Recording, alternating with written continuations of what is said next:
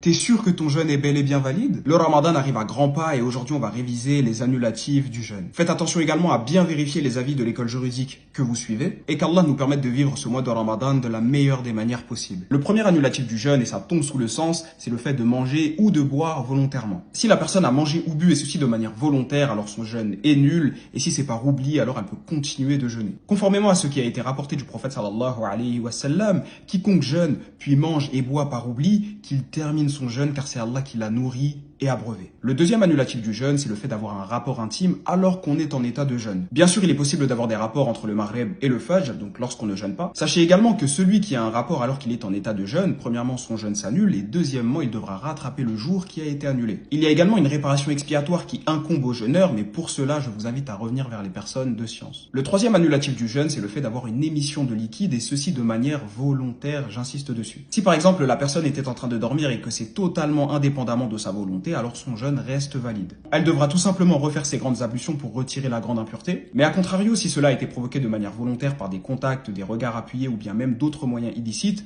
le jeûne est annulé et la personne devra rattraper ce jour annulé. Le quatrième annulatif du jeûne, c'est le fait d'avoir une trop grosse quantité de sang qui a été extrait du corps. Par exemple, le fait de pratiquer la hijama ou bien même le fait de faire un don de sang, cela annule le jeûne. Bien sûr, si la quantité de sang extraite reste raisonnable, par exemple lors d'une prise de sang, un saignement donné ou même lors d'une blessure, le jeûne reste valide. Et le cinquième annulatif du jeûne, c'est le vomissement, toujours de manière volontaire. Conformément à la parole du messager d'Allah sallallahu alayhi wa sallam, celui qui a été gagné par le vomissement ne doit pas rattraper son jeûne, mais celui qui a vomi volontairement doit le rattraper. Et on comprend avec ce hadith que celui qui a été gagné par le vomissement ne l'a pas fait volontairement. Contrairement à celui qui l'a fait volontairement, à ce niveau, le texte est très clair. Bien sûr, il existe d'autres actes qui annulent le jeûne. N'hésitez pas à me dire si vous voulez une deuxième vidéo à ce sujet avant le début de Ramadan. En attendant qu'Allah vous préserve et nous fasse parvenir jusqu'au mois de Ramadan.